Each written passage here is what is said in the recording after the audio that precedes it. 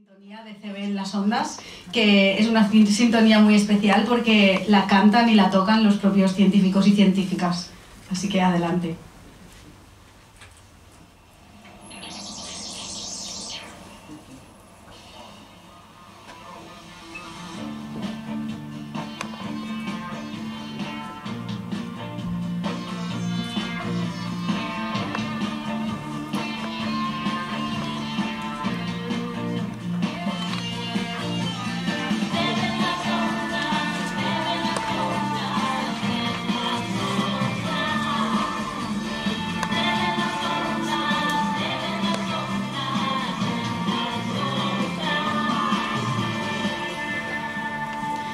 Ahora sí, hola, muy buenas tardes. Muchísimas gracias por estar aquí en la grabación en directo de CB en las ondas, la sección de ciencia del programa Bruselas con ñ, que es el magazine sociocultural de los sábados de Radio Alma. Nos podéis escuchar cada sábado en el 101.9 de la FM de Bruselas, en DAB+ y también en nuestra página web www.radioalma.be.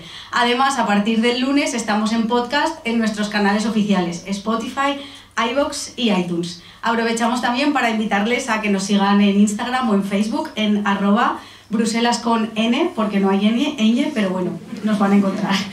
Como decía, CB en las ondas es una sección mensual en la que los científicos y científicas de CB vienen a la radio a hacer algo tan importante y tan necesario como divulgar la ciencia.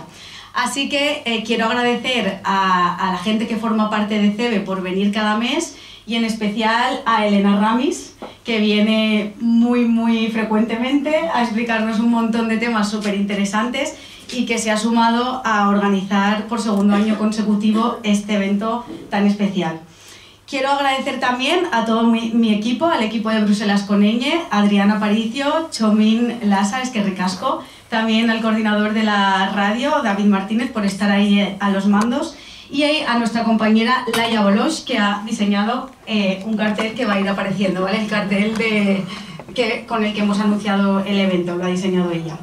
También gracias al Instituto Cervantes por acogernos siempre, a la Fundación Ramón Areces y a la Consejería Cultural y Científica de España, de la Embajada de España en Bélgica, por el apoyo. Aprovecho aquí para recomendaros y también explicaros que las imágenes, este es el cartel de Laia, van a ir pasando otras imágenes que forman parte de una exposición que está ahora en el Lab de la Embajada. La ha creado un biólogo y fotógrafo que se llama Miguel Mas y una parte de esa exposición se llama Sueños ahogados y cuenta la historia de científicas de los siglos XVI al siglo XIX. Y es muy interesante, así que bueno, por si queréis ir a verla, pues la recomendamos. Y hablando de mujeres científicas, a quienes tenemos que agradecer que estén aquí hoy, en especial día de huelga, que han tenido que mover también sus vuelos, que sabéis que se habían cancelado, son estas tres increíbles profesionales. Patricia Luis, hola Patricia, ¿qué tal? Hola, encantada.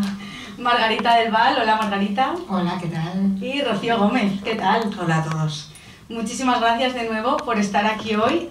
Aunque lo hemos ido anunciando estas semanas en la radio y en nuestras redes sociales, por si algún oyente no lo sabe o gente del público que no lo ha podido ver, que me gustaría leer un poco pues, una presentación vuestra muy resumida, porque tengo que confesar que tienen trayectorias increíbles, así que este es un pequeño resumen.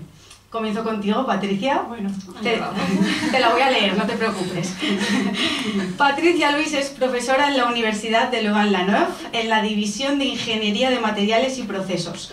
Su investigación se centra en innovadoras tecnologías de membranas para la captura y la recuperación del CO2, el tratamiento de las aguas y la evaluación del impacto ambiental de nuevas tecnologías.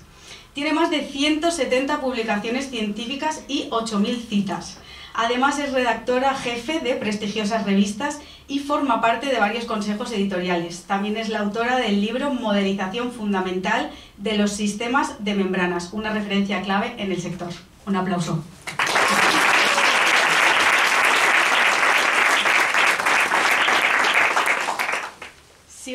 Sigo con la doctora Margarita del Val.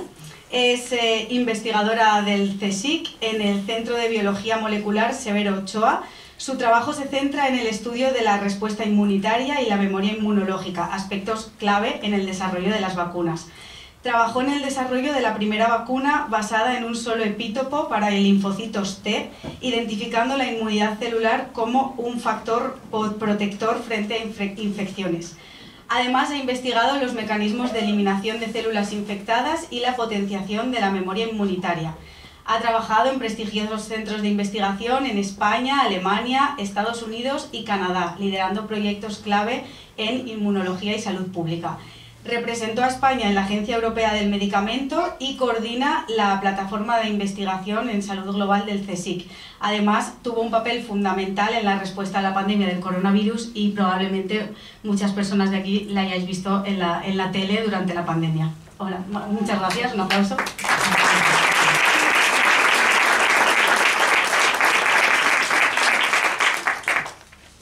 Y nos queda aquí Rocío Gómez. Ella es profesora titular de Biología Celular en la Universidad Autónoma de Madrid. Lleva más de 20 años investigando la meiosis, un proceso fundamental en la formación de gametos como los óvulos y los espermatozoides.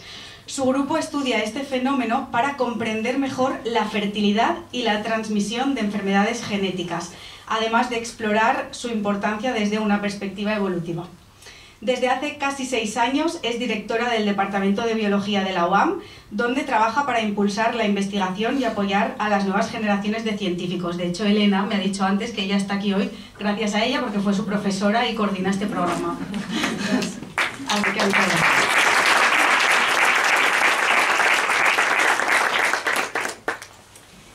bueno, esta semana, mientras preparaba este programa, tengo que confesar que alucinaba con vuestra trayectoria. Cada vez que leía los textos que nos habíais enviado estaba, vamos, impresionada, alucinaba con vuestro amor por la ciencia. Así que os quería agradecer no solo que estéis aquí, sino también el trabajo que hacéis para todos y todas nosotras, para la humanidad. Muchísimas gracias, de verdad. Ahora ya, antes de dejarlas hablar, simplemente explicar cómo va a funcionar esto. Estamos en la radio, este programa está siendo grabado, entonces Elena y yo vamos a abrir esta charla, vamos a hacer algunas preguntas y luego va a haber un espacio para que vosotros y vosotras podáis hacer preguntas y participar en el programa y comentar todo lo que os apetezca. Así que nada, muchas gracias también por estar aquí, que sois parte de este programa. ¡Bravo, Tamara!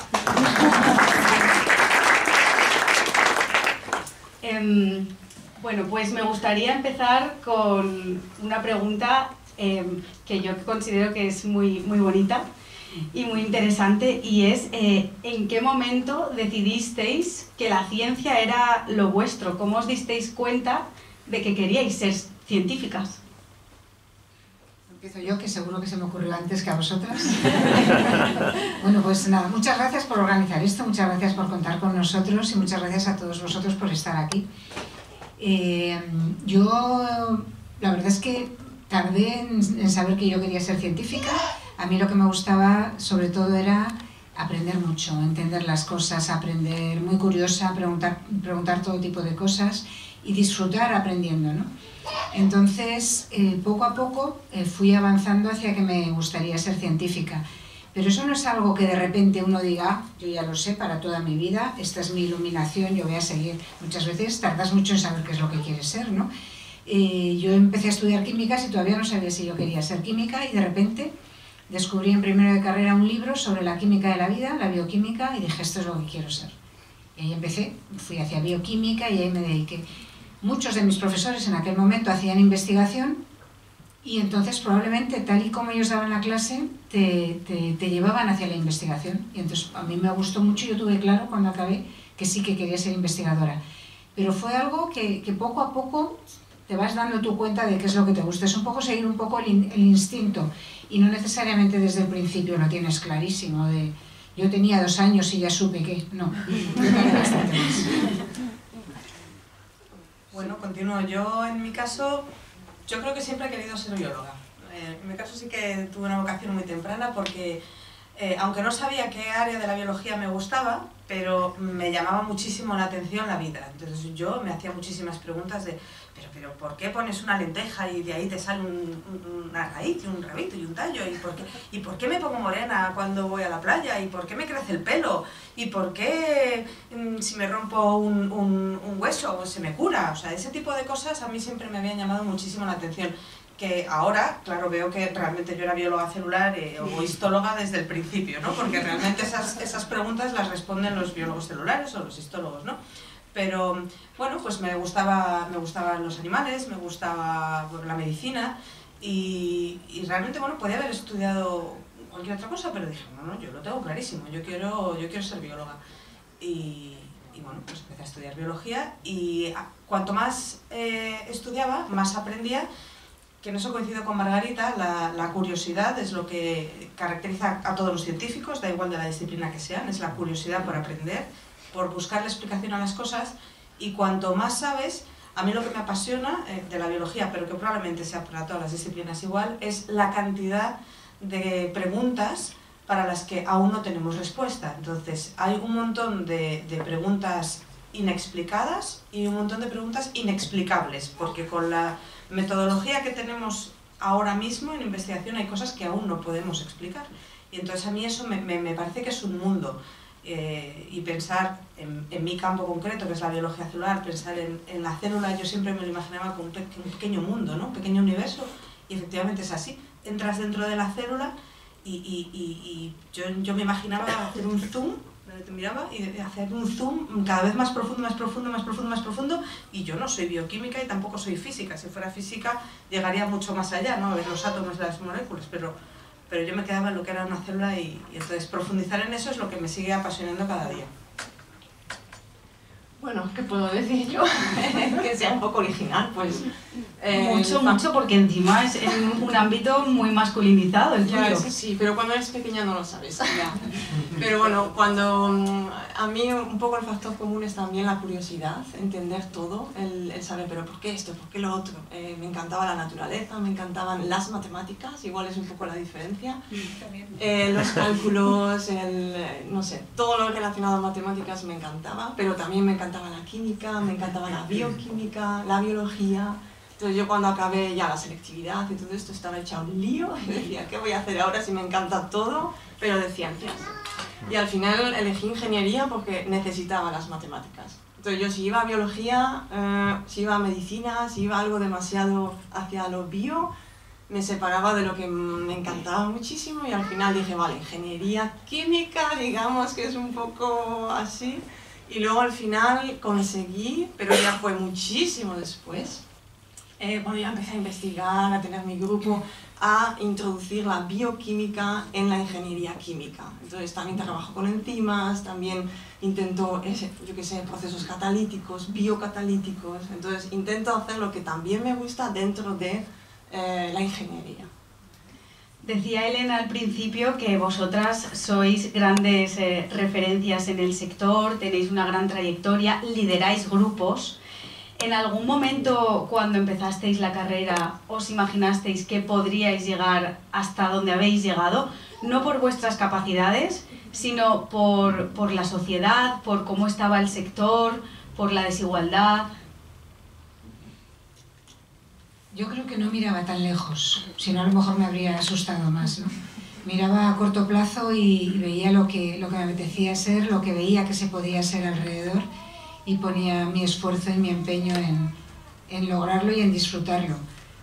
Pero sí, hay momentos que son más duros que otros, claramente. Y hay momentos en los cuales, bueno, hay momentos no, continuamente tienes un montón de fracasos y de equivocaciones.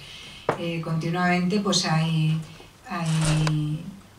cosas que haces mal, hay cosas que no te funcionan, hay solicitudes que haces y no te conceden. Lo que pasa es que las vamos olvidando, ¿no? Luego parece que solo se deja lo que luce. Entonces, bueno, el día a día te va llevando. Tener mi propio grupo de investigación fue probablemente la etapa más dura de iniciarlo, la etapa más dura. Y hasta que no lo ves consolidado, pues no sabes si aquello va a tirar para adelante y es un día a día de mantenerlo, ¿no? Lo que yo desde luego no me imaginaba en absoluto es que yo iba a hacer comunicación de la ciencia. Bajo ningún concepto. Eso nunca estaba en mis planes.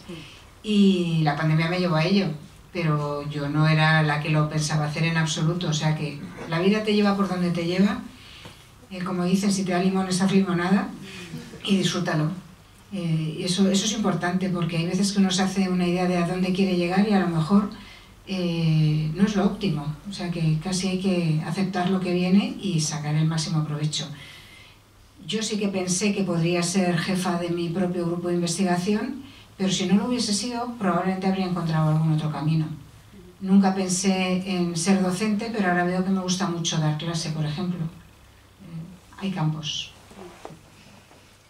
Pues en mi caso coincido en que la ciencia es una carrera de fondo, entonces no puedes estar pensando muy a largo plazo porque da mucho vértigo. Sí, pero sí que es una lucha continua, siempre hay algo, algún reto nuevo, algo por lo que luchar. Nunca hay nada que te viene dado en ciencia. Entonces, cuando consigues un proyecto de investigación es porque has pedido otros 9 que te han denegado, y eso no significa que esos 9 sean peores o que tú seas peor, sino porque tienes que intentarlo suficientes veces para conseguirlo. Cuando pides becas, cuando pides contratos, pasa exactamente igual. Cuando quieres hacer una publicación científica, la mayoría de las veces no lo consigues en la primera revista en la que lo envías, sino que tienes que perfeccionarlo después. Entonces es una carrera de fondo. Imaginar que iba a tener mi grupo, pues la verdad es que no, yo iba dando cada paso. También he tenido mucha suerte de encontrarme con gente que me ha puesto las cosas muy difíciles y me ha hecho superarme, y hay gente que me ha puesto las cosas fáciles, y quizás ese pequeño pasito en el que estabas a punto de tirar la toalla no lo llegaste a tirar. Y lo que sí que, por ejemplo, no me llegué a imaginar, que yo no era algo que pensaba comentar hoy, pero como has dicho en la introducción, era dirigir el Departamento de Biología de la Autónoma, que es un departamento muy grande, de 150 personas, muchos de los cuales fueron mis profesores cuando yo estudiaba la carrera. Entonces eso es algo que yo jamás me había imaginado, y cuando me lo propusieron, yo decía, yo miraba atrás, ¿no? Como, pero ¿a quién se lo estáis proponiendo, no? Yo había pasado también una temporada fuera de la Autónoma y luego volví.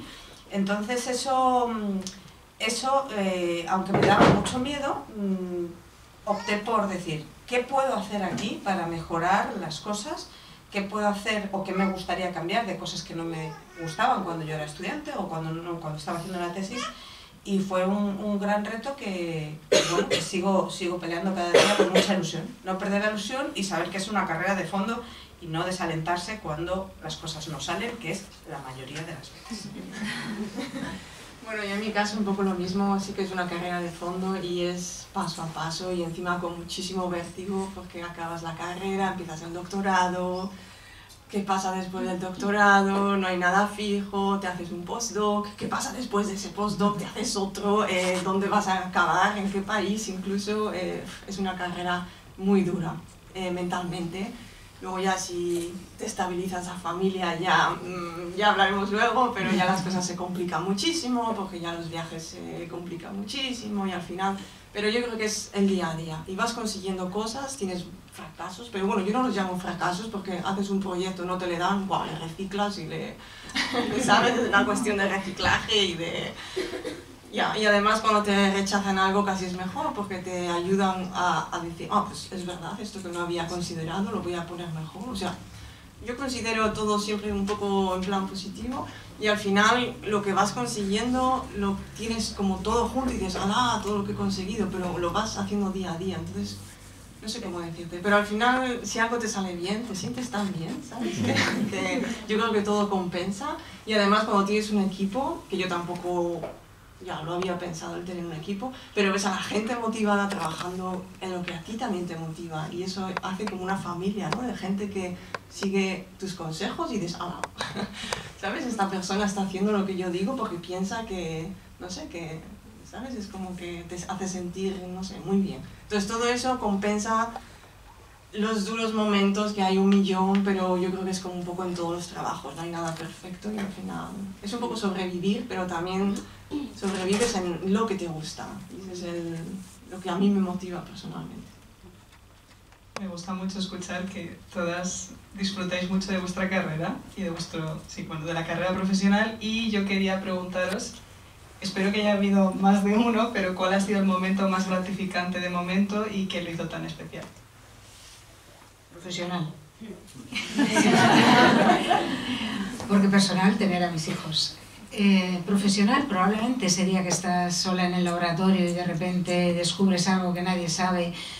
Es maravilloso, ves viendo ahí cómo va saliendo el resultado y tal y cual. Pues eso es muy bonito, ¿no? Es muy bonito. Y luego cómo eso puede contribuir a abrir un campo entero de investigación.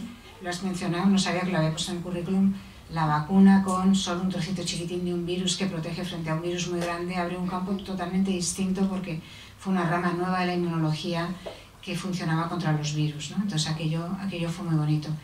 Pero luego quizás el segundo momento más sorprendente o más reconfortante ha sido poder llevar la ciencia a la sociedad en la pandemia. Eso ha sido muy gratificante, un trabajo brutal, mucho más que en cualquier etapa de mi vida, pero sin embargo poder sentir que yo podía explicar a la gente aquello que yo estaba buscando explicaciones y poderlo compartir esas explicaciones y poder compartir que cada uno buscase una solución para su situación personal en la pandemia ante algo tan nuevo que nos estaba ocurriendo a todos, pues eso también ha sido importante.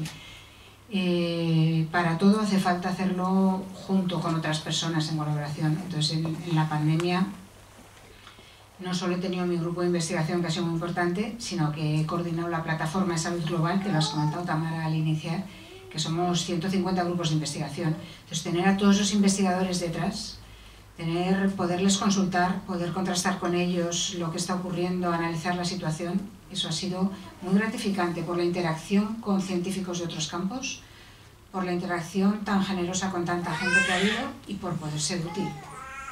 Para mí eso es muy importante, sentir que la ciencia era útil para la sociedad, que la estábamos transmitiendo y que transmitíamos también los valores de la ciencia. Para mí ha sido muy valioso eso.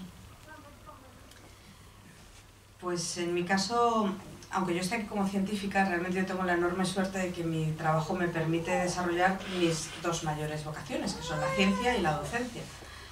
Margarita es investigadora del CSIC, el Centro Superior de Investigaciones Científicas. Yo soy profesora en la Universidad Autónoma de Madrid. De hecho, a mí, si alguien me pregunta, me dice, ¿tú qué haces? Yo enseño.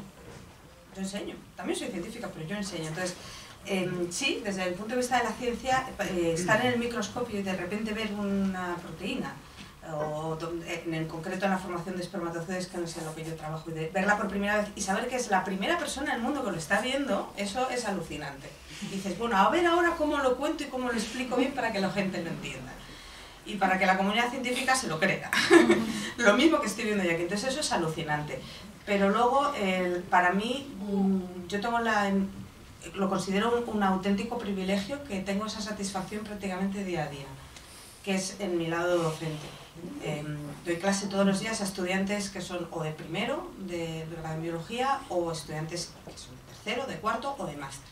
Entonces, dar clase a los chicos de primero, que te miran así, con los ojos así, y les estás explicando la primera vez cómo funciona la célula del intestino, o cómo funciona su tráquea, o cómo se genera un cáncer, o cómo... Entonces, esa capacidad de sorpresa y esa cara que ves que están hambrientos por aprender, eso para mí es una satisfacción enorme, porque realmente sientes que estás poniendo un granito de arena, estás formando a los científicos del futuro. Entonces, la impronta que les dejes va a empujar mucho cómo va a ser la ciencia del futuro. Y cuando luego, claro, ves que esos chicos acaban trabajando, pues como el caso de Elena, o muchísimos otros, cuando a mí los mejores emails del mundo son cuando alguien me dice, ay, Rocío, que he conseguido un doctorado en no sé dónde, o me dicen, oye, fíjate que he conseguido una plaza en no sé cuánto, y son estudiantes que a lo mejor les di clase hace 5 años, o 10 años, o 12 años. Eso para mí es una satisfacción enorme. Digo, bueno, algo he hecho en este mundo. Así que eso es lo mejor, la verdad. Sí, para mí un poco también el factor humano no se cambia por nada. Quiero decir, si tienes la ciencia, ¿no? Que haces un proyecto, tienes una idea, la consigues hacer, algo que primero está en papel, lo consigues hacer, ¿sabes? Y eso te da como, wow, mira lo que he llegado. Pero, ok, eso me hace sentir muy bien para continuar, pero también es el factor humano, son los investigadores, el grupo, el que cambias la vida de la gente. O sea, no voy a decir de toda la gente del planeta, aunque sí que intentamos mejorar el medio ambiente, limpiar el aire, limpiar el agua. Pero sobre todo es la gente que viene, porque no son todos de Bélgica, por ejemplo, que yo trabajo aquí, pero vienen de todo el mundo, vienen de China, vienen de Irán, de Pakistán, vienen de Rumanía, de España, tengo alguno.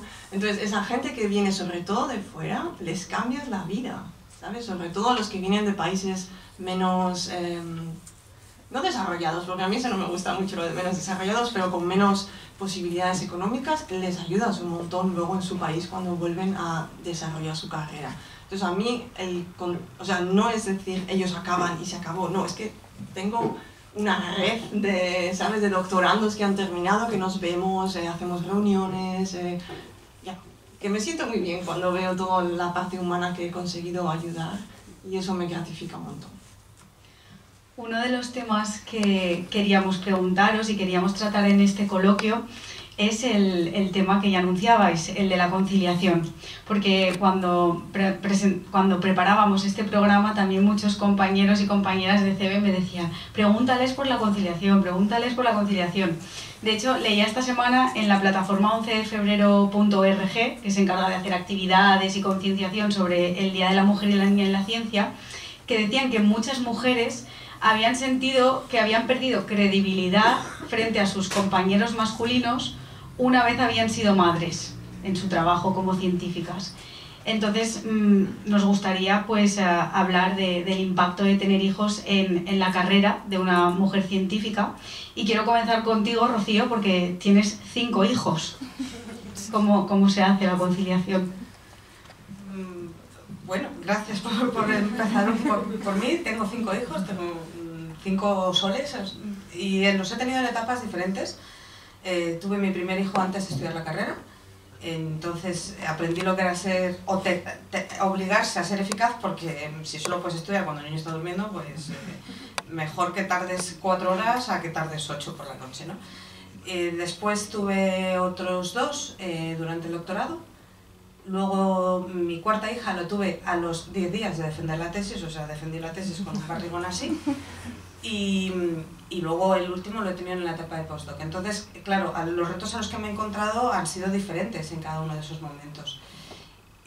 ¿Cómo se hace? Pues a ver, se hace como cualquier otro profesional que tiene hijos, que es siendo flexible, trabajando mucho, a veces durmiendo poco, y siendo humilde y pidiendo ayuda, porque hay veces que, bueno, muchas veces necesitamos ayuda de los demás. Si tienes la suerte de tener tus padres cerca y te pueden ayudar, genial, pero si no, puedes apoyarte en personas que están pasando la misma situación que tú. Yo recuerdo también una época en la que con una compañera del laboratorio, hoy les recoges tú del cole, mañana les recojo yo. Tienes que apoyarte en otras personas. Porque el quinto consejo que me gustaría dar, porque creo que han sido 4 los anteriores, es que tenemos que ser compasivas con nosotras mismas. Es decir, es imposible pretender hacer todos los días magdalenas caseras para que el niño se lleve la merienda al cole y publicar 3 Science en ese mes. O sea, no se puede. Entonces, no podemos estar autoflagelándonos a nosotras mismas constantemente ni exigiéndonos el máximo constantemente.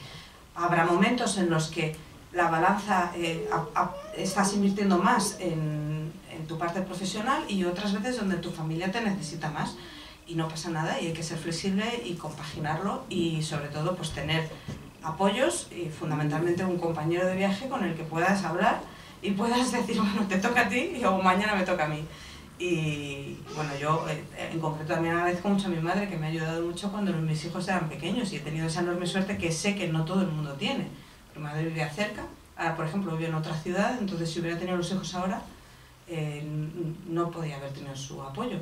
Y yo creo que además hay una cosa que todas las mujeres tienen que tener claro, que es nunca hay un momento perfecto, nunca.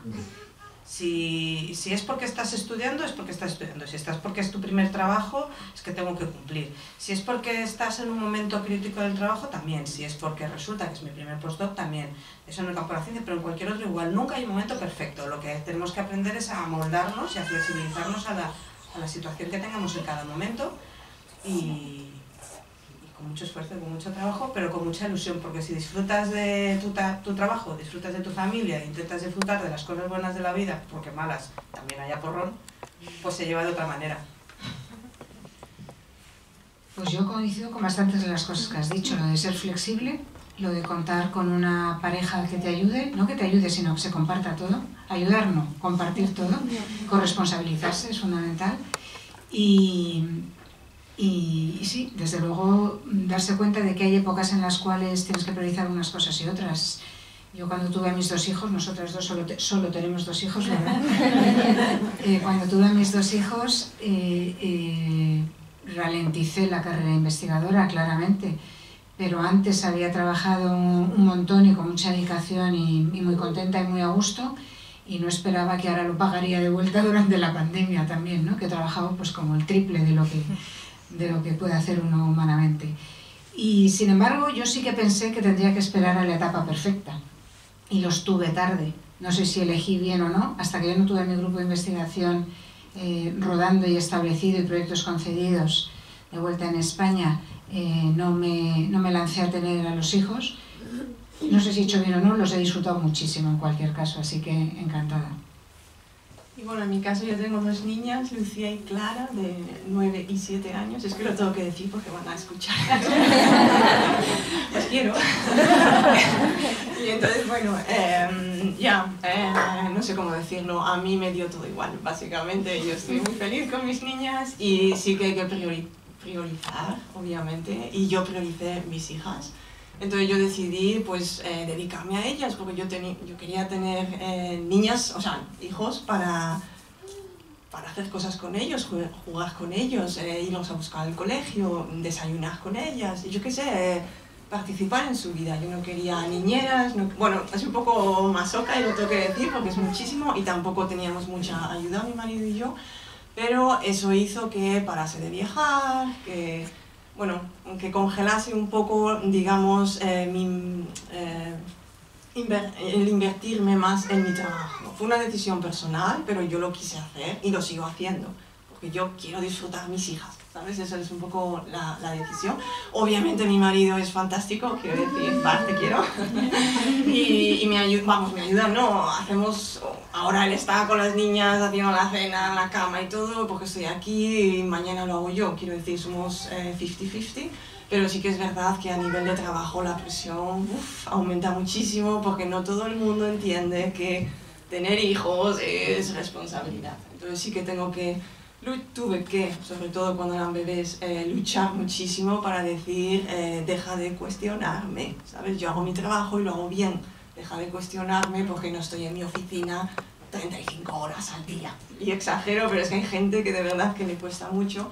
Y sí que es una lucha, porque no es que pierda prestigio, no se pierde nada, pero tienes como que demostrar que el hecho de que no estés, yo qué sé, tomando un café, porque tengo que estar dando el pecho a mi hija, pues es algo negativo y no lo es, porque, quiero decir, se puede hacer todo a la vez, pero hay mucha gente, y esa es la pena, ¿no?, que estresa, básicamente. Entonces tienes que luchar para decir, no, hago lo que hago y a nivel de la ciencia, a nivel de las clases, porque también hay que dar clase y tal, pues todo se hace bien. Y al final todo funciona.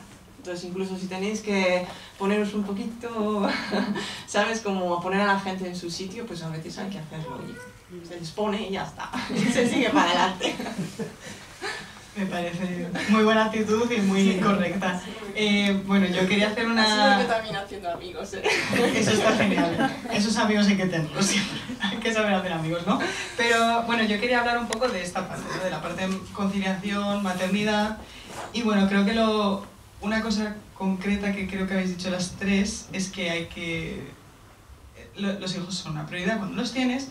¿Y qué cosas consideráis que es necesario que independientemente de si tienes red de apoyo o no, que quieres priorizar más o menos tus hijos, qué medidas creéis que son necesarias, que sean obligatorias o que se den de manera estándar a todas las mujeres que son investigadoras o científicas? Bueno, como lo ha dicho Rocío, que en realidad cualquier profesional que pueda compaginar su maternidad de manera medianamente plena y que pueda seguir teniendo facilidades en el trabajo, ¿no? Porque al final creo que el tener hijos es una responsabilidad, también es, la conciliación es bastante dura, y cómo poder hacerles la vida fácil, o la ayuda que ha dicho Rocío, cómo podemos ayudar a las científicas del futuro a que la maternidad o la conciliación sea, y sobre todo a los científicos del futuro también, a aquellos que quieren vivir una paternidad con una corresponsabilidad efectiva, ¿qué podemos hacer? ¿Qué ayudas debemos demandar, ¿no?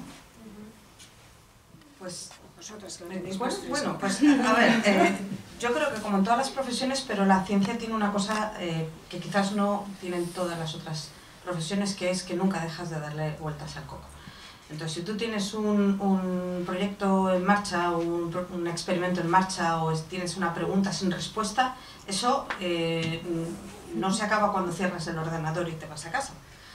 Entonces, esa presión de querer terminar la llevas a cuestas, y hay que saber darle al botón de off si quieres priorizar a la familia cuando te vuelves a tu casa.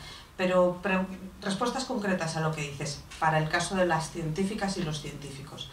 Pues mira, por ejemplo, yo creo que es imprescindible que se reconozca el esfuerzo que se hace con la maternidad y la paternidad en cualquiera de las etapas de los científicos. Eso me refiero a si vas a solicitar una beca, predoctoral o postdoctoral, y has tenido un periodo de maternidad o paternidad, o un periodo de baja por enfermedad, porque da igual, un periodo de cuidado de mayores, porque hay gente que ha tenido que parar también su carrera porque su madre estaba enferma y le ha estado cuidando. Que eso, en todas y cada una de las solicitudes de becas o de trabajos, haya una pestaña donde tú puedes, de manera certificada, decir, yo este tiempo lo he dedicado a esto y me lo tienes que descontar de mi periodo de productividad. Luego, para las científicas y científicos que vamos mucho a congresos y tenemos que viajar mucho, algo que últimamente yo veo y que antes ni se me pasaba por la cabeza, porque yo, pues eso, he ido a todos los congresos y bueno, pues he hecho cambalaches para poder dejar a mis hijos con unos con otros. Pues ahora muchos de los congresos ofrecen cuidado de niños durante el congreso. Entonces, si tú no los puedes dejar con nadie, te puedes ir al congreso con tu hijo, pagas su vuelo y mientras que estás en el congreso el niño está en una guardería. Entonces, ese tipo de pequeñas pero grandes cosas permitan a los científicos no tener que pararse o no tener que ralentizarse aquel, sea hombre o sea mujer, que está al cuidado de los hijos. No sé si tenéis más ejemplos. Bueno, yo siempre he dicho que un problema que yo veo, pero claro, esto es en Bélgica. Nos gusta comparar Bélgica con España, ya, así que nos cortéis. Okay.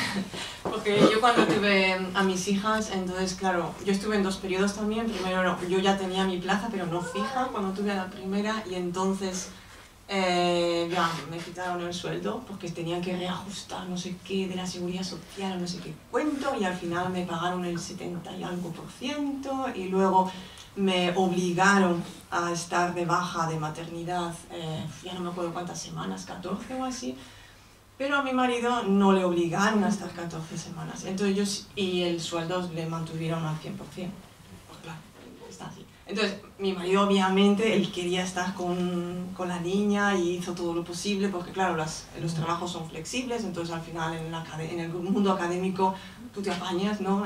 Si no tienes clase, pues te vas antes, llegas más tarde o lo que sea.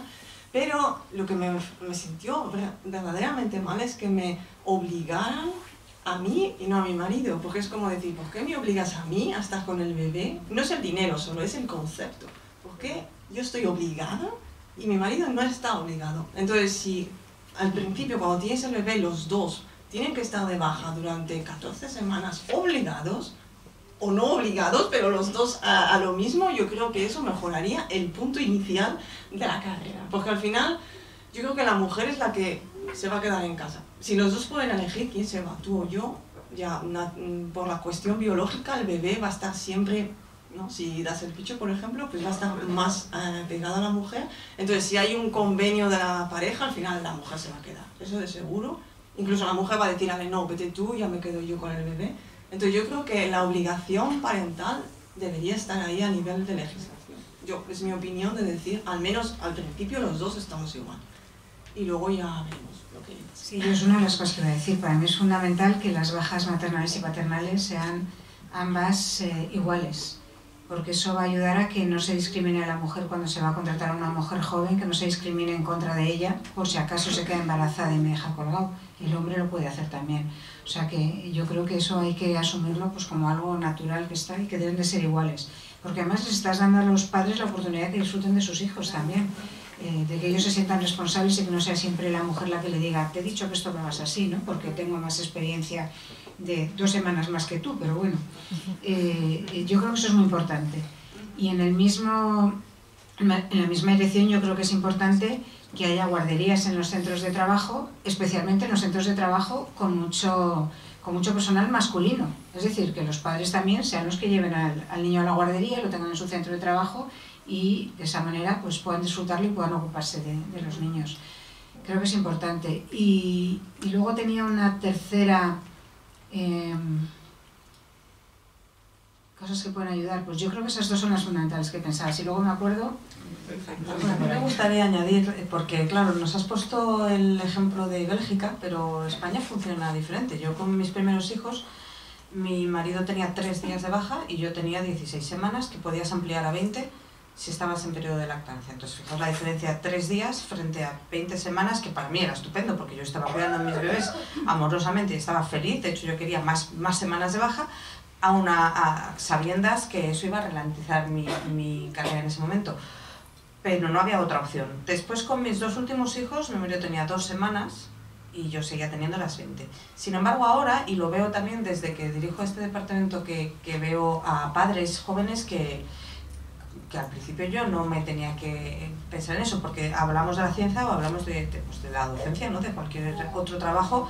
Si tenías una profesora en edad de tener hijos, o sea, pues no, ya avísanos porque no nos dejes tirar con las clases. Pues ahora ya es a él y a ella, porque en España ahora las primeras 4 semanas obligatoriamente el hombre se queda en casa y la mujer se queda en casa. Las 4 semanas tienen que estar los dos, hombre-mujer o hombre-hombre o mujer-mujer. Las 4 semanas los padres de ese niño tienen que estar, y después el hombre también puede coger hasta 16 semanas alternándose con la madre, de manera que también se favorece que el niño esté más tiempo en casa con el cuidado exclusivo de sus padres. Al principio estarán las 4 semanas juntos, luego 3 meses y medio más la madre y luego 3 meses y medio el padre, y el niño no tiene por qué ir a la guardería hasta que tiene casi 1 año. Entonces eso sí que ha sido un avance enorme, y también iguala en ese primer mes, da igual que sea padre o madre, que te tienes que quedar con tu hijo cuidándole, y entonces hay menos discriminación en ese sentido. Que bueno, yo antes no he contestado, yo alguna vez sí que me lo han dicho, claro, con tantos hijos, ¿ya estás otra vez? Pues hombre, pues sí, que alguien te va a pagar las pensiones, ¿no? Pues mis hijos... En ese sentido yo creo que es importante también, y ahora efectivamente se ven muchos más hombres que dicen, bueno, lo siento, perdona, no me pongo la reunión tan tarde porque tengo que recoger a los niños del cole, ¿no?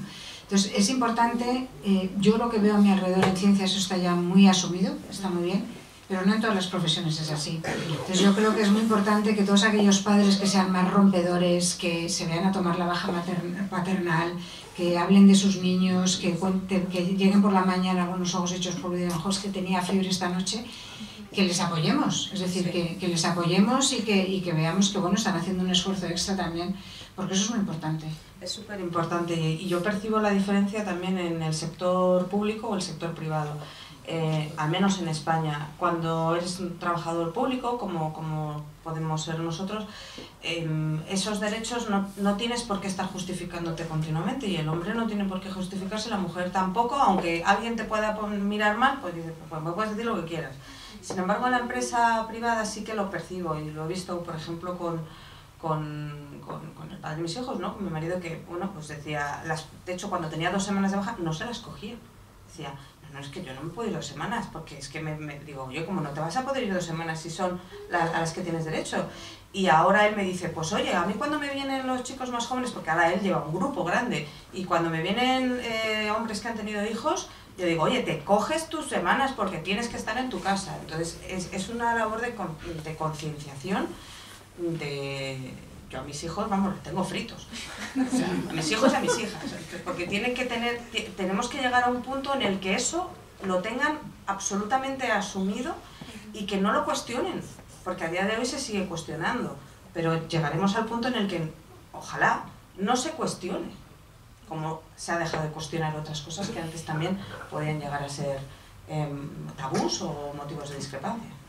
Y una otra cosa que ha ayudado, yo creo, bastante es, bueno, ya sé que el COVID ha dado mucha guerra, pero hay una cosa positiva al menos que ha salido, y es que hemos aprendido a trabajar en casa con reuniones online y con cosas que antes eran como es imposible, ahora es posible.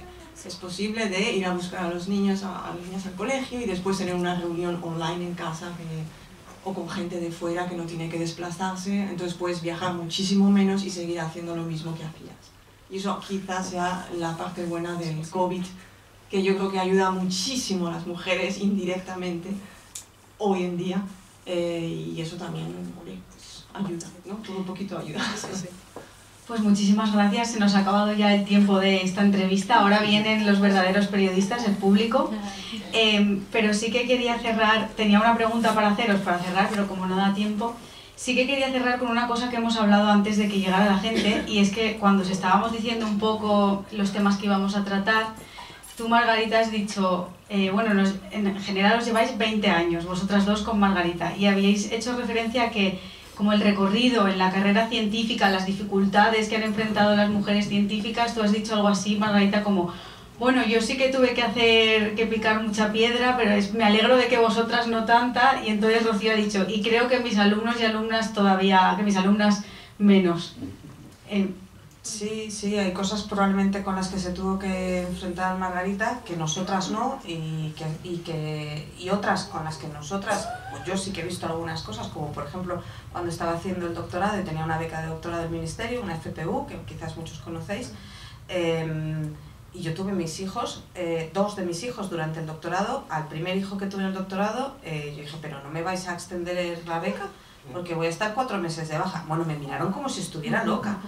Y entonces yo dije, pero no, yo me planté en el ministerio, no me quisieron atender sin cita, volví otro día, escribí un email, ya me mandé una carta, y yo que no soy tampoco demasiado pelona para esas cosas, o soy muy formal, ¿no? Pero yo dije, oye, a mí me tenéis que escuchar. Y entonces fui ahí y les expliqué, y afortunadamente ahora, con los contratos predoctorales, si estás de baja de enfermedad o de maternidad o paternidad, automáticamente esos 4 meses se te extiende el contrato. Entonces son pequeños pasos que ha ido dando gente anónima para los demás, que se han ido consiguiendo cosas, y que probablemente algunas de esas cosas han mejorado, pero a lo mejor mis estudiantes de doctorado siguen teniendo otras dificultades que ojalá en los próximos años se vayan igualando. Pero yo, por ejemplo, estoy recordando ahora, claro, ya sé yo por qué no se me ocurrió tener hijos en el doctorado, porque yo no tenía un contrato sino una beca, y la beca nos la pagaban una vez al año en septiembre. Entonces, de esa manera no había manera de pensar en que tuvieses nada estable, incluso ni en irte de casa, ¿no? Pero yo lo que hablábamos ayer de la diferencia, yo echo todavía mucho de menos la diferencia que hay en mujeres con responsabilidad. Mujeres que tienen puestos de responsabilidad, para mí eso ha sido más complicado y lo sigo viendo. Sigo viendo que hay dificultad, que aunque entre el mismo número de chicas en el área de la investigación en biomedicina, que llegan a jefes, pues a jefas la cuarta parte solo. Entonces la cuarta parte de las jefas son mujeres, 3/4 partes son jefes hombres, ¿no? Y eso no está cambiando, con los años. En el CSIC, que se fundó la Unidad de Mujer y Ciencia, fue la primera, la pionera en España, tienen los datos de hace mucho tiempo y no está cambiando, no está mejorando. Hay cosas que están avanzando, pero eso en absoluto. Entonces ahí estamos haciendo algo mal como sociedad. Lo hablábamos antes, yo no creo que sea un puñado de hombres machistas que lo están haciendo mal, yo creo que está metido en la sociedad, que no identificamos cosas que no hacen que la mujer progrese. A mí no me discriminan si no me invitan a una conferencia en la cual yo nunca he sabido que existía, pero cuando ves en las conferencias que hay muchísimos hombres invitados y muy pocas mujeres, pues hacen mucha más carrera los hombres que las mujeres de esa manera. Entonces poco a poco van quedando cosas atrás.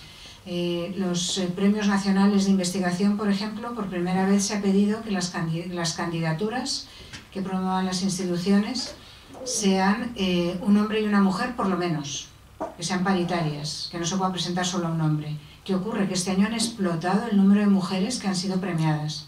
Eso no discrimina a nadie que se presente un hombre y una mujer, no discrimina a ningún hombre, pero al jurado que lo elige tiene a su disposición también candidaturas de mujeres y elige por méritos exclusivamente, no son cuotas, no son discriminaciones.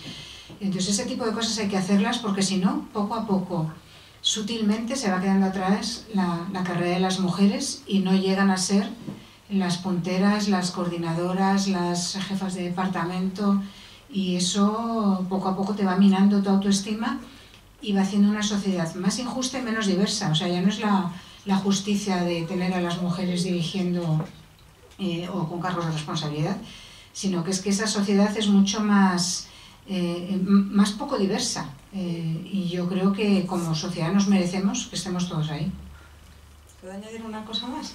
Es que estoy totalmente de acuerdo con Margarita en esos porcentajes de los que hablaba, que hemos comentado antes, que se llaman gráficos tijera, porque tienen una forma de tijera. En clase yo tengo, a lo mejor el 80% son chicas y solo 20% chicos, y eso es común en casi todos los estudios de biomédicas. Luego cuando llegan al doctorado tenemos 50-50. Pero cuando después pasan a la etapa postdoctoral empieza a haber más hombres que mujeres, y cuando ya llegan a la etapa de ser jefe de grupo se ve claramente.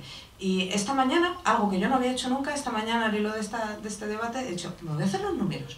Entonces en nuestro departamento tenemos 150 personas y sorprende que en el cómputo total dices, ahí va, exactamente 50% hombres, 50% mujeres. Pero si miro el número de catedráticos y catedráticas, tenemos 13 catedráticos y 3 catedráticas.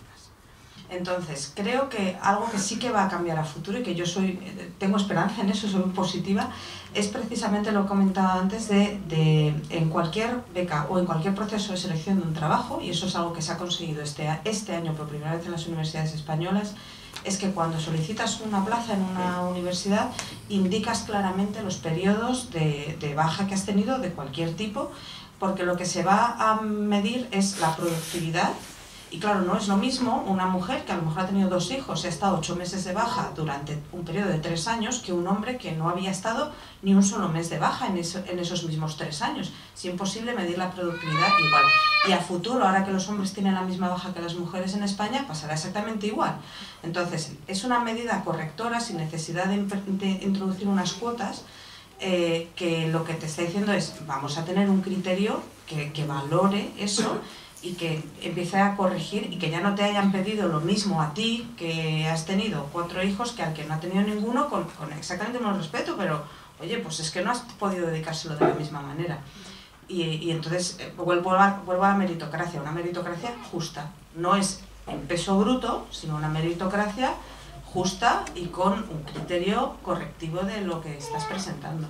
Entonces, confío que a futuro empiece a cambiar. A lo mejor si tengo dentro de unos años digo, pues mira, ahora ya no hay 13 catedráticos y 3 catedráticas, sino que... Y a mí me alegra saber, por ejemplo, en la NECA, que si lo conocéis vosotros, que es la agencia evaluadora del profesorado universitario en España, este año también, por primera vez con el cambio que ha habido desde abril, cuando haces la solicitud, tienes que incorporar si has tenido cualquier tipo de periodo de baja maternal. Yo acabo de pedir la acreditación en la catedrática, y cuando tuve que pedir eso, era la primera vez, para que os hagáis una idea, después de un montón de contratos predoctorales, postdoctorales y plazas, es la primera vez que he tenido que ir a buscar esos documentos. Y fui a la Seguridad Social a decirme, ¿me das los documentos de cuando he estado de baja maternal? Es la primera vez. Entonces sí que estoy esperanzada con que, bueno, pues quizás de aquí a unos años se empiece a corregir ligeramente ese gráfico tijera. Porque ya el 80% yo creo que de alumnos que yo tengo son chicos. Entonces de alumnas hay poquitas. Y luego, pero bueno, a nivel de doctorado, como vienen ya de un pupurrí de países y tal, ya hay más chicas. Y sí que es cierto, el 50% igual de mi departamento son chicas y chicos.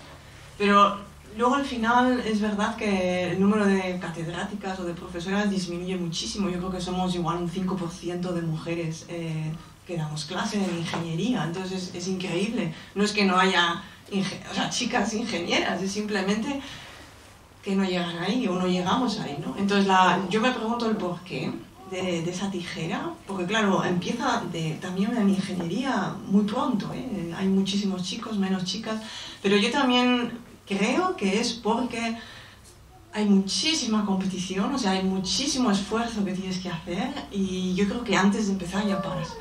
O sea, es como decir, o sea, no voy a poder, no voy a llegar o no quiero llegar porque ya he empezado con los hijos y tal y ya veo que no acabo, no soy tan competitiva y entonces tú misma, yo creo que decides cambiar tu camino a algo que sea más flexible, más tranquilito para compaginar con tu familia. Si no has tenido hijos aún, yo creo que llegas, como yo por ejemplo, cuando llegué a tener mi plaza no había tenido aún hijos y cuando la tuve yo ya me di cuenta de lo que era la lucha. Entonces, chapó por ti que has tenido los niños tan pronto, pero yo creo que hoy en día las mujeres, si empiezan con hijos pronto, yo creo que ellas mismas se autodesmotivan, es muy difícil. Muchas se van, pero muchas deciden irse. Ya. O sea, muchas se van porque el sistema las echa Y otras deciden irse, sí, claro, porque priorizan otras cosas. Ahora sí, os toca a vosotros y vosotras. Quien quiera hacer una pregunta, que me lo diga y yo voy con el micro porque se tiene que quedar grabado. Ah, por ahí. ¿Sí? Vale, pues voy ahí.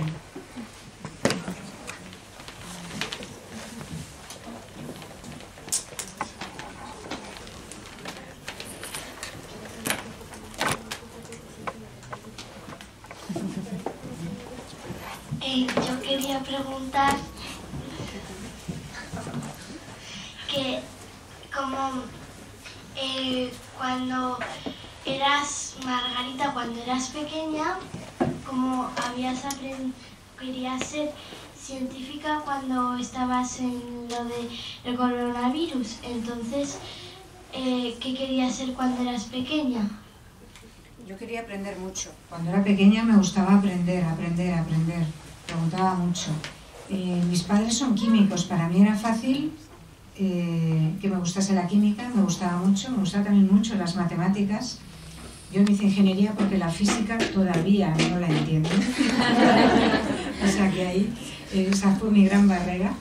Tienes que buscar lo que te gusta y tienes que ir intentando conocer a gente que le gusta lo que hace también. Si tú ves que esto te gusta y conoces a alguien que trabaja en eso, pues puedes preguntarle ¿y qué es lo que más te gusta de lo que haces? ¿Qué es lo que menos te gusta? ¿Te habría gustado hacer otra cosa? A mí me sigue gustando ser científica. O sea, yo sigo encantada de seguir aprendiendo. Trabajo con gente con muchas visiones distintas y aprender de ellos me encanta. Y aprender de los libros, de las publicaciones me gusta mucho. A mí de pequeña, sobre todo, me gustaba hacer cosas nuevas. Ten en cuenta que muchas veces se piensa que son los artistas los que hacen siempre algo nuevo, algo muy creativo. Bueno, los científicos tenemos que hacer siempre algo original. Si haces lo que ya han hecho otros, no eres científico, no estás descubriendo nada. Así que pensar en cosas nuevas, en ver las cosas de otra manera, en ser muy curioso y que te guste eso. Y que cuando descubres algo, fíjate esto, qué bueno, que te guste contárselo a tus amigos, ¿no? Eso es a mí lo que me hace sentirme científica. Y eso es lo que me encanta. Que cuando tú preguntas algo, no te digan, uy, vaya pregunta más complicada, ¿qué cosas dices? No, que te lo expliquen. Tú pide que te lo expliquen. Y que si no lo saben, que los padres no saben todo, los tíos no saben todo, los mayores no saben todo, que lo busquen y que te lo cuenten la próxima vez. ¿Alguna pregunta más por ahí?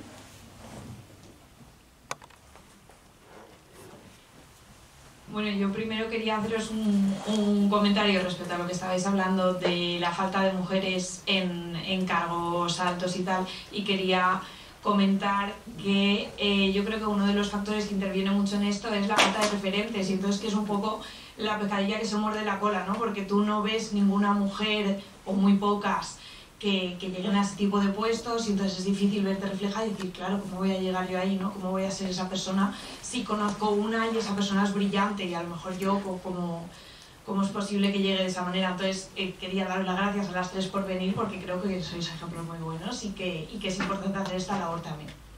Eso por un lado, y ahora la pregunta se me ha olvidado. Busca otra y luego te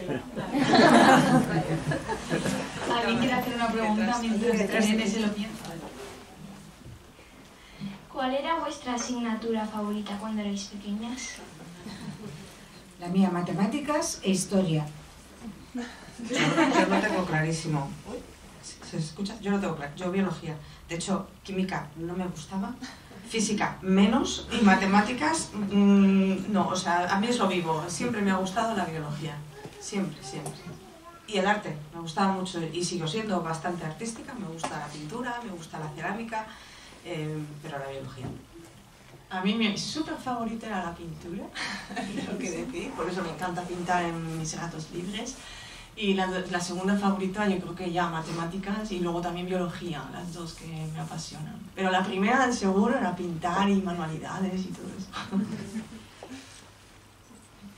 ¿Alguien más? Por ahí delante.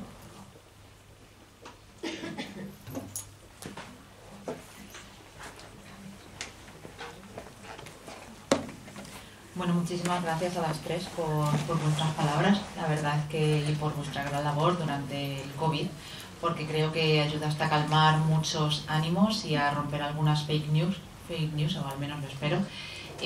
También a ti decirte que bueno, que creo que es muy difícil enganchar a los alumnos. Vamos, yo te lo digo porque he sido alumna, he sido profesora y he tenido algún alumno que se me ha dormido, entonces creo que de verdad no es nada fácil motivar y enganchar. Y Patricia, yo estaba en una charla tuya y no, tu tema de investigación no está nada relacionado con el mío y yo estaba así con los ojos, estaba ojiplática. O sea que lo primero, muchísimas gracias a las tres por vuestras charlas. Y ahora ya para preguntaros, porque vosotras tenéis carrera internacional y seguro que estáis en contacto con muchas compañeras que están en otros países, entonces si podéis observar también grandes diferencias a nivel de los diferentes países, porque por ejemplo yo cuando vine a Bélgica, pues en Bélgica yo tenía compañeras, yo ya estaba de postdoc, pero tenía compañeras durante el doctorado que decidieron tener niños. En España eso era inimaginable en ese momento. En España era también ¿cómo voy a hacer esto? ¿Cómo le voy a hacer esto a mi jefe? O no tengo un contrato estable. Entonces, pues yo vi unas diferencias muy grandes. En Bélgica también veía a lo mejor que estas chicas que durante el doctorado tenían los niños decidían de priorizar la carrera. En España eso a lo mejor lo veía menos. Entonces no sé si vosotras tenéis ejemplos que os llamen la atención de diferencias entre países. Sí, yo creo que además es muy importante que Margarita también nos dé su opinión por tener un contexto diferente, ¿no? Porque tenemos edades diferentes.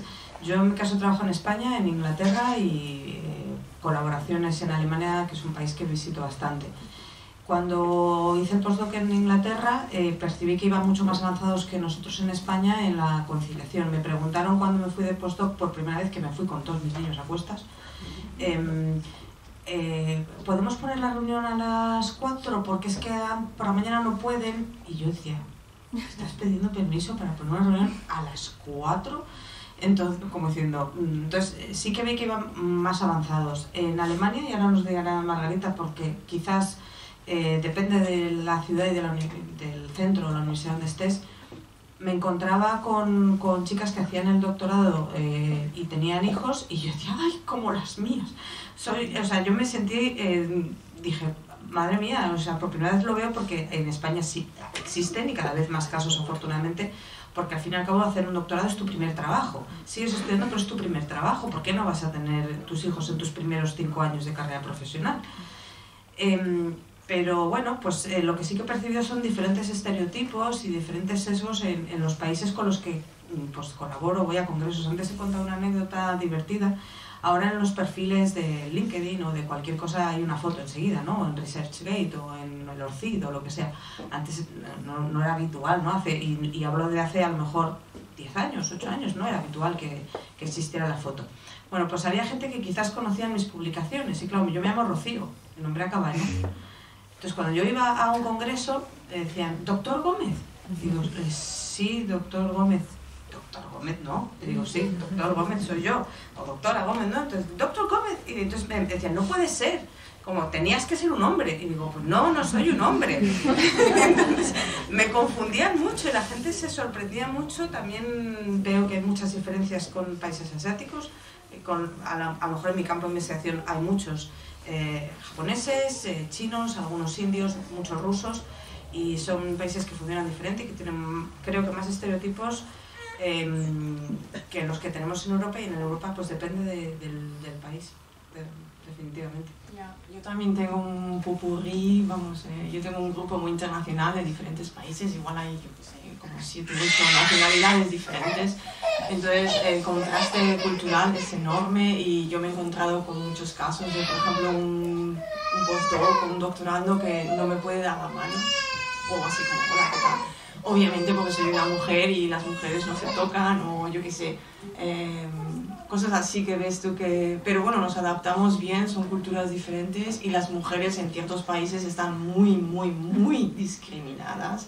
Y cuando vienen a Europa es como, ya, al fin soy libre. Y entonces eso también nos damos cuenta de que aquí estamos peleando por cositas que comparado con las peleas que ellos tienen son minucias, para nosotros son súper importantes y obviamente hay que luchar por ellas, pero cuando contrastas con otras cosas, por ejemplo tengo un ejemplo ahora en mi grupo, una chica de Pakistán que para venir a Bélgica ha tenido que casarse. Esto es real, o sea, se ha celebrado la boda en diciembre porque era la condición de su familia de, ok, quieres ir a Bélgica, te vas, pero te casas con este chico que no conocía. Y entonces una vez que ya estás casada, ya vas a Bélgica con tu marido para hacer la tesis. Y entonces es como, wow, el precio a pagar de esta chica para hacer su tesis, porque ella de verdad que quiere ser científica y quiere luchar por su carrera. Entonces, claro, viendo eso digo yo, jolines, ya me siento mal por decir que no sé qué. Pero vamos, que yo creo que todas juntas al final nos hacemos fuertes y nos ayudamos unas a otras y a ver hasta dónde podemos llegar.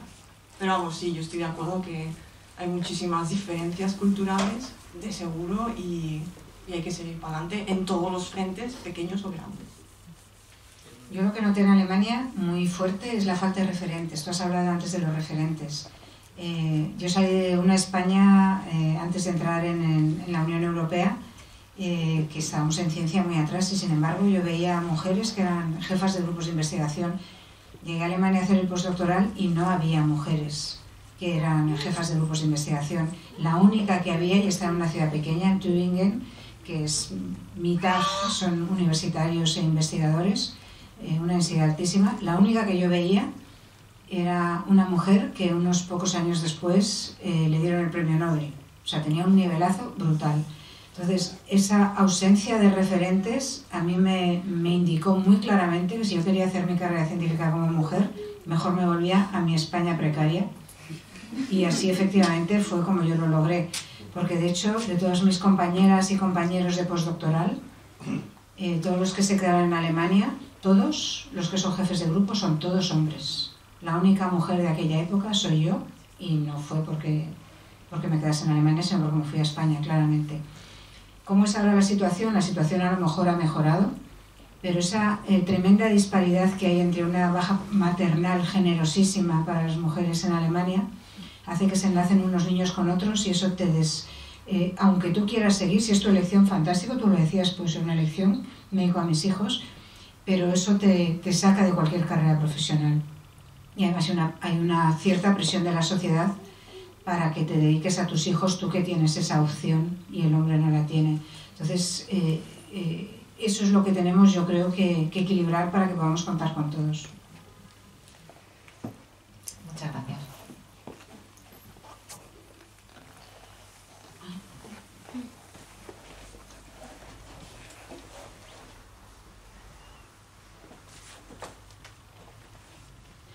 Bueno, muchísimas gracias de nuevo, ya os han agradecido por supuesto en general.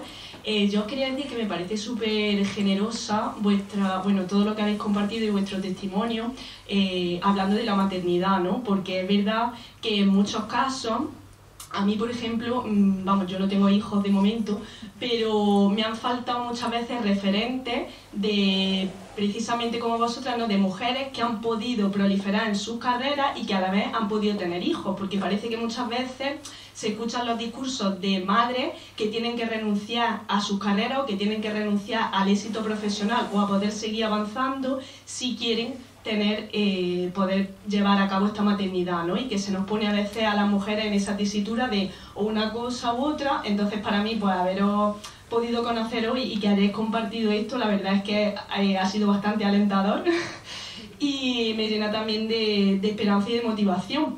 Lo que yo sí quería preguntar también, porque creo que esto es una cosa como un clic, es si vosotras creéis que aún sin haber tenido a lo mejor la figura de vuestras parejas, porque habéis dado a entender que os había apoyado mucho, tanto en vuestra familia, obviamente se necesitan siempre apoyo, como en vuestros maridos, podríais aún así haber seguido desarrollando vuestra carrera y haber a la vez continuado, ¿no?, con esta maternidad, porque claro, muchas veces también en mi caso, ¿no?, lo digo porque es una duda personal, yo tengo 30 años, no tengo pareja a día de hoy y en muchas ocasiones pues me planteo si tener hijos sola y poder continuar con mi carrera profesional.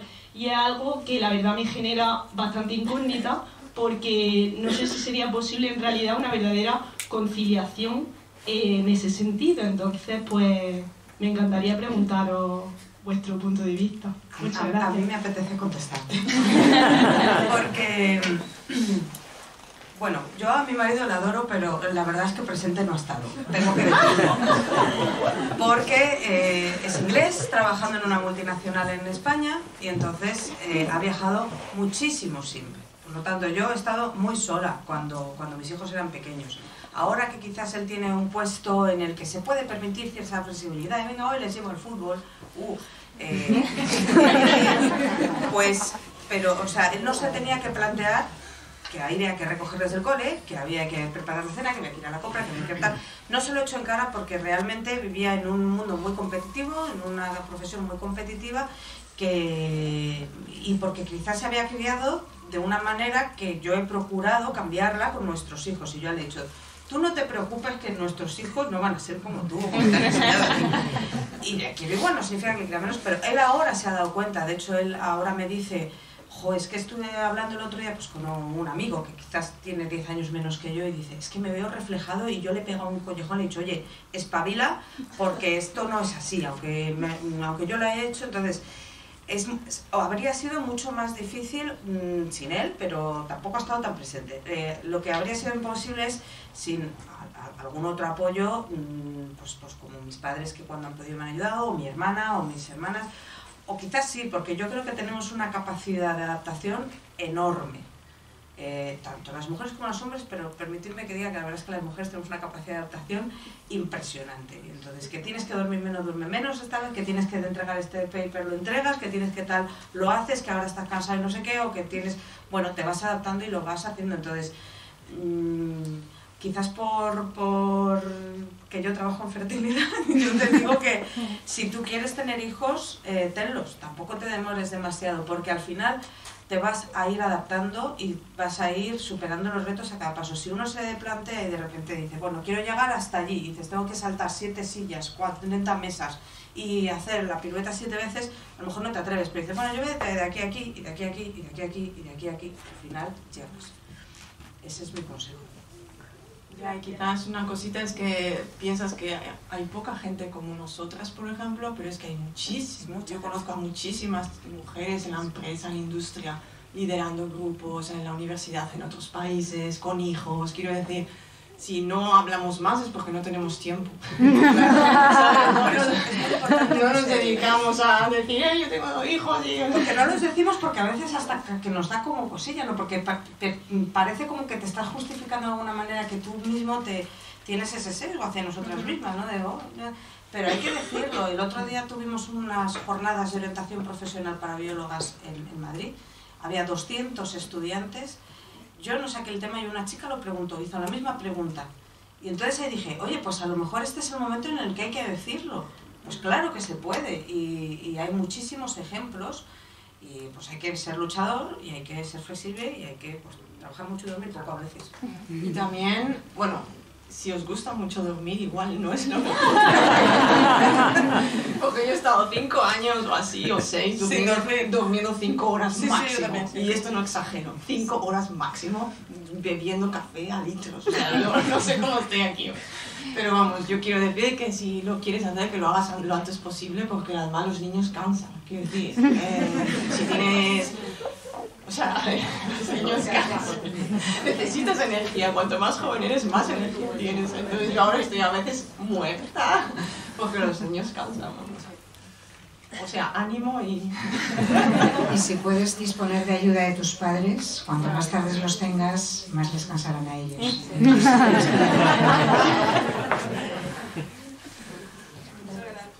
Bueno, buenas noches. Inicialmente, pues comunicarles que me ha parecido supremamente interesante el conversatorio de la noche de hoy, porque encuentro especialmente un discurso bien bonito y humanista en la labor de ustedes también en el tema de la conservación vital, ¿no? De la vida, y más con estos tiempos en los que a veces ya no sabemos si luchar o no por esto que llamamos todos humanidad, ¿no? Independientemente desde la visión o la perspectiva que tenga cada uno hacia este proceso. La pregunta que tengo específicamente, yo tengo una hija que está aquí a mi lado, de 15 años ahora mismo, y en estos tiempos en donde pues tenemos, digamos, lo que facilidad para acceder a la información, para recibir información desde diferentes lugares, plataformas, creo que ahora se torna, personalmente opino, más difícil mantener esa motivación hacia conseguir objetivos o metas. Ustedes lo decían hace un momento, mayormente, hay que decirlo también a veces para las mujeres, es llegar allí a ese objetivo, porque como ponían los ejemplos ahora, la mayoría, en los casos de las mujeres, no solamente de esa sociedad en la que vivimos, dice que no, sino también han abandonado los procesos, ¿no? ¿Qué consejo podrían darle esta noche a mi hija para que, sea cual sea la carrera profesional que ella decide el día de mañana, pueda mantener esa entereza hacia lograr sus objetivos, así como ustedes, un grandioso ejemplo de que lo han logrado? Pues yo te diría que cuando una cosa la consigues con tu esfuerzo y es algo que te gusta, da una satisfacción tremenda. Así que a por ello. Si te toca la lotería, gusta, pero mucho mejor si te la has ganado tú la misma cantidad con tu esfuerzo. Es una maravilla, una satisfacción. Y que disfrutes de la trayectoria de la vida, quedándote con todas las cosas buenas, y que tampoco tienen que dar tanto miedo los pequeños obstáculos, o cuando una vez te tropiezas, pues no pasa nada, te vuelves a levantar y sigues. Entonces, si tienes algo que te gusta, sea lo que da igual, lo que sea, lucha por ello y disfrútalo, disfruta de tus logros, estate orgullosa de tus logros y decir, si lo he hecho una vez, lo voy a poder hacer 10 veces más. Y si esta vez no me ha salido, estoy segura que la siguiente sí. Entonces, que disfrutes de lo que te gusta y de todos los pasos que vayas dando en la vida. ¿Cuántas veces nos hemos preguntado, vamos, no solo vosotras, pero yo un montón de veces he dicho, dejo la ciencia? Y al día siguiente estaba en el laboratorio, pero así de veces decía, nunca más voy a mandar un artículo a publicar, porque claro, cuando recibes la respuesta te acribillan y te sientes fatal, dices, nunca más voy a pasar por esto, y al día siguiente ves otra cosa y dices, venga, sí, vale. Entonces, mantener la ilusión por lo que te gusta es el mejor consejo, tanto en la vida personal como en la vida profesional. Mantener la ilusión y ser positivo y disfrutar de las cosas es lo que yo creo que es el mayor impulso. Y yo, como tienes 15 años, igual, es una edad difícil, yo te diría que estudies un montón. Sí. Porque hay muchísimas distracciones, redes sociales, hay tantas cosas que te hacen perder ¿cómo se dice? El focus, ¿no? La concentración. Que yo te diría, estudia lo que te gusta y lo que no, porque tienes asignaturas que no te gustan ni una patata, lo asumes, las apruebas y a otra cosa mariposa. Y luego ya cuando ya puedas elegir lo que puedes hacer, entonces ya eliges. Pero con 15 años sí es mucho que no puedes elegir, que no te gusta, pero hazlo, lo mejor que puedas y te lo quitas de encima. Porque si no lo haces, ya no puedes igual conseguir luego lo que de verdad te gusta.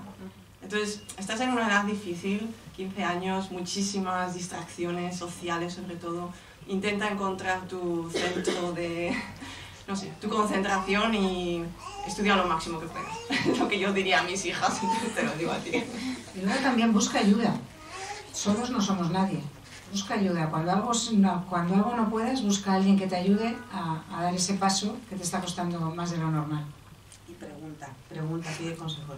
Hay que preguntar siempre.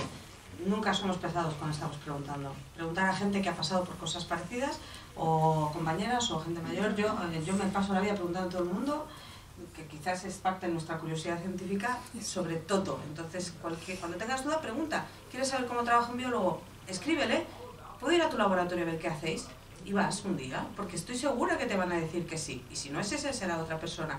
Si quieres saber qué hace un ingeniero, pues le escribes. Pero esa es la ventaja que tiene ahora las redes sociales, eso, que puedes acceder a gente que antes no podías acceder a ellos. Entonces puedes escribirles, puedes contactarles y puedes acercarte y preguntar. Bueno, he visto manos levantadas, pero lo siento mucho. Tenemos que cortar al menos la grabación. Sé que luego hay un catering. Primero, muchísimas gracias a todo el mundo por haber estado aquí, a nuestras ponentes también, a todo mi equipo, muchísimas gracias. La grabación la cortamos, lo que queráis. Si queréis seguir haciendo preguntas o si queréis ya luego el catering y hablar con ellas directamente, lo que me diga Cebe. ¿Cebe? Cebe dice que 10 minutos más de preguntas. Vale, bueno, qué generosa, Has tenido suerte. Es que no es solamente un comentario, he visto un mapa de Eurostat que publicaba que decía que España es el país que hay esperanza aún, con más mujeres científicas de Europa. El porcentaje de mujeres científicas es de Eurostat de 2023 y es el último. Y me ha causado gran impresión y me ha sorprendido, solamente era eso. ¿Sabes la cara B de eso? Que en los países más avanzados en que se valora más la ciencia está más masculinizada. En España no se valora tanto la ciencia todavía y por eso hay más mujeres, se deja más a las mujeres que vayan. ¿Sabes por qué? Te lo digo porque jarro de agua fría, ¿no? En matemáticas está pasando eso. Cuando las matemáticas han empezado a dejar de ser una carrera en la que acabas siendo profesor de instituto y han empezado a ser tan demandadas en todos los ámbitos con la inteligencia artificial y en todos los ámbitos, se está masculinizando muchísimo el número de hombres que se dedican a las matemáticas. Entonces, cuando una cosa se valora más, se masculiniza. Bueno, pero por lo menos hay más niñas que están empezando a estudiar ciencias. Lo que hay que continuar es que lleguen hasta el final, hasta donde quiera llegar cada una, que a veces tampoco pasa nada por retirarse en la pantalla 1 o la pantalla 2 o la pantalla 3, no pasa nada, la vida es moderna, que se puede cambiar, pero hasta donde quieran llegar, si quieren ir a la pantalla final, que puedan llegar, porque muchas se van quedando por las pantallas 1, 2, 3. Entonces, sí que somos muchas, pero hay que apoyar para que cada una llegue a donde quiere llegar.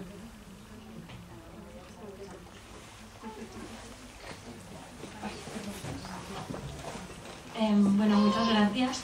Yo tenía una pregunta también que igual es un poco consejo. Naya, preséntate. Hola, yo he hecho el cartel. Pues mi pregunta iba un poco ligada, imagino que estáis familiarizadas con el concepto este del... Ay, ahora no me sale.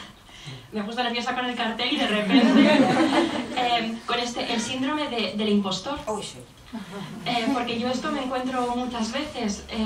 Mi ámbito que es otro, es la arquitectura, pero yo me encuentro con mis compañeros que tienen mucha más seguridad en ellos mismos de la que tengo yo, y a veces cuando compartes pues currículums o ves cómo solucionan ellos cosas, dices, es que yo también lo hubiera hecho o lo hubiera hecho mejor, pero ¿por qué me cuesta tanto a mí ser la que toma la iniciativa? Y creo que eso también es una cosa un poco que nos frena a veces, y cuando estábamos hablando ahora de por qué no llegan, pues igual eso puede ser como uno de los motivos, ¿no? Entonces no sé si tenéis, pues sí, un consejo fantástico, pero también como alguna experiencia que podáis decir como, a mí esto me ha pasado, pero lo he superado así, o no sé. Hombre, yo sí que tengo que decir que, porque mi mundo es muy masculino, entonces mis reuniones son reuniones igual, no sé, 10 hombres y yo.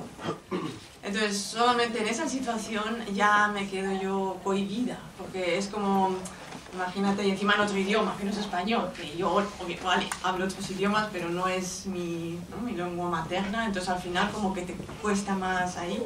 Pero al final yo lo soluciono diciendo, ok, yo hablo menos, pero yo hago más. ¿Sabes? O sea, como una reunión no deja de ser una reunión, al final es como una... ¿no? Es un camino es una carrera más larga, entonces, ¿vale? Lo que se habla en la reunión, yo participo, lo que sea, igual mis ideas no las puedo defender como me gustaría, porque yo también soy una persona tímida, aunque igual aquí no lo parece, pero yo soy muy tímida. Entonces, al final, digamos que en una reunión yo pierdo, si queremos decirlo así. Pero luego en el día a día, en mi trabajo, en cómo yo rindo, consigo lo que al final me propongo con el trabajo, igual no con la reunión. Y sí que es cierto que igual las mujeres, no sé si se puede generalizar, pero nos vendemos mal. Quiero decir, vendemos. Somos muy modestas, somos muy...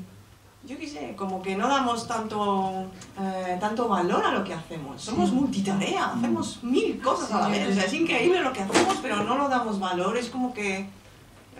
no sé. Y entonces igual eso nos pone en desventaja en el sentido de que yo ponía antes el ejemplo de que, a ver, en la cocina, tradicionalmente las mujeres siempre han cocinado más. ¿Y quiénes son los chefs?